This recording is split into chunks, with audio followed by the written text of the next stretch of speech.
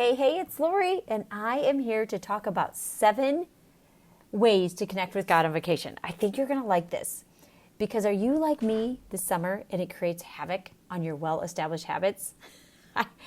I love my morning routines. I love my daily routines from September to May, but June, July, and August, everything kind of falls out the window. I have distractions everywhere. It's like squirrel, squirrel, squirrel, squirrel, squirrel. So are you like me? If you are, you're going to love today, because we're going to be reminded that summer can be natural and good, that all these great things that are taking place and all the things we're not doing can be just exactly what we're asked to do.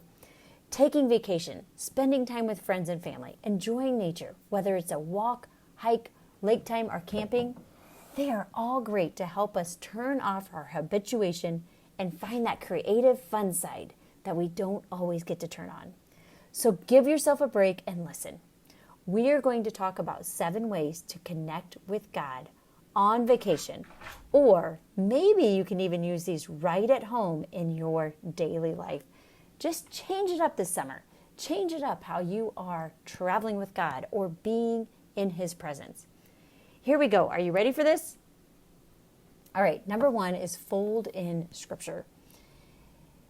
Select a handful of Bible verses that are presently significant and write them on index cards. As you pack your clothes, fold them into a shirt or put them in a clothing pocket. Discover how the Lord uses that specific verse on whichever day you decide to wear those clothes. Make sure to remove the paper before putting any clothes in the laundry. I'm sure you've done that. I'm sure that you've gotten your clothes out of the laundry. You're going to fold and out drops some paper, or oh my goodness, when it's that Kleenex that gets all over the place. But if it's like I was the other day, a $10 bill came flying out. My daughter tried to grab it before I could, but I said, I'm the one doing the laundry. That's the rule. Whoever does the laundry gets the bonuses, whether it's the tissue that is now clean, people, or the $10 bill. The second travel hack for traveling with God is to walk your prayers. And again, I don't know if I shared this, but this is all from Navigators. So I have a friend, Vicki, who works for Navigators in the Fort Wayne area, and this came from her, and I just love these. And so whether you're an avid traveler or only travel occasionally, you can use these travel hacks to remember that God is with you at all time. He says, Matthew 28:20, and surely I am with you always to the very end of age. So sometimes when you step out of your normal routine for travel, it can be challenging to have a daily quiet time with God. So instead of trying to maintain what you always do at home, be available for whatever God may want to do during this time away. So there's 7 travel hacks. The first one was the folding in Scripture, which I think is a great idea when you're packing, to just fold in some of those scriptures, or maybe it's a quote type of thing. Number 2 is walk your prayers. The second one is walk your prayers. Create a simple prayer with no more than 10 to 12 syllables. It could even be from a passage of Scripture. Anytime you're walking on vacation, try praying that prayer as you walk. For example, use either one of these sentences from this Bible verse. I keep my eyes always on the Lord. With Him at my right hand, I will not be shaken. That's from Psalm 16:8. The third one is post your focus. Throw in a pad of Post-its into your suitcase, and when you arrive, write one word that will be a reminder of the God who deeply loves and cares for you. Place this in a prominent place where you'll see it often. For example, you could write the word hope on the Post-it, as He is your hope, or possibly love, as His love for you is unfailing. Come back to that word each day for as long as you are in the location. You may even find yourself coming back to it throughout the day. For some of you who were with me in January, we talked about the word of the year. So maybe you could use your word in this way. Post your word. Number 4, the fourth way to travel with God. Connect as you wait. Instead of checking your phone, use those waiting times to connect with God through having conversations with those you're traveling with. Here are some fun conversation starters. These are some ways to connect, or fun conversation starters when you're waiting. Which form of biblical transportation would you prefer and why? The ark, the chariot, the donkey, or by foot? A second fun conversation starter could be, if God told you, like he told Abram, to leave your home and start moving, where would you hope he was moving you and why? And a third fun conversation starter when you're waiting could be, would you prefer to walk on water like Jesus or walk through the Red Sea on dry ground like the Israelites, and why? Great conversation starters. I also think of that connection as our Pastor Joel said this past Sunday. We're working to create more solitude in our lives. And he was like, I'm learning to use those times when I'm waiting on my spouse or my kids in the car to not be impatient, but to use them for solitude. Wow, what a great idea. Fifth way, are you ready? Listen on your journey. There are many ways you can draw near to God through music, podcasts, episodes, or even audio Bibles. If you're traveling where there won't be internet, then you may want to download some of your favorites to have available offline.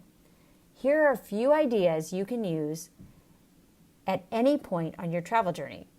You can create a music playlist that draws you near to God. I know a lot of you have those, and I love that. So you're already prepared there.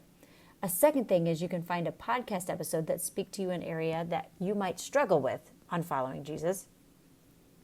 Or you can use an audio Bible and listen to some Bible passages for the duration of your trip. How does that passage speak to you throughout that time? What a great idea. And some of you already have some of these on your apps as well, or your iPads. And I think you might not want to make it deep and serious. You also could make it light and fun. I think oftentimes that summer is a time for us to just lighten things up, bring in some more humor, and make it fun. All right, the sixth travel hack, the sixth way you can travel better with God or in a different way. As you sip your favorite morning coffee or tea, find 1 or 2 sentence psalms to declare and meditate on. For example, use Psalm 136:1. Give thanks to the Lord, for he is good. And just drink in his goodness, drinking your coffee or tea, while you pray silently. Or you might think of his love endures forever. Either one. Go through that just declaring, give thanks to the Lord, for he is good, and his love endures forever. And just really embrace that as you drink in the goodness of your coffee or tea. And finally, number 7, review your photos. I think you're all going to like this one the best. As you prepare for bed, take a few moments to review any photos you may have taken that day. Notice where you experienced connection to God and where he felt distant. If there is a photo you must be drawn to, stop there and talk with God about what you see and experience in that scene. Use this as a way to review your day with God and unwind from the day. I hope you like these. I know a lot of you are traveling this summer, or your summer just looks so different from the typical year. And so these are some great ideas. And maybe one of these ideas has sparked another idea for you that you can finally have different hacks that are going to help you travel better with God or be more present with him. That's the whole idea, right? The whole idea is just to focus our attention on him. You live an amazing life. You do so many things. You wear so many hats. I love that you're learning to give yourself grace, that you're learning to forgive yourself, that you're learning to be more curious than judgmental.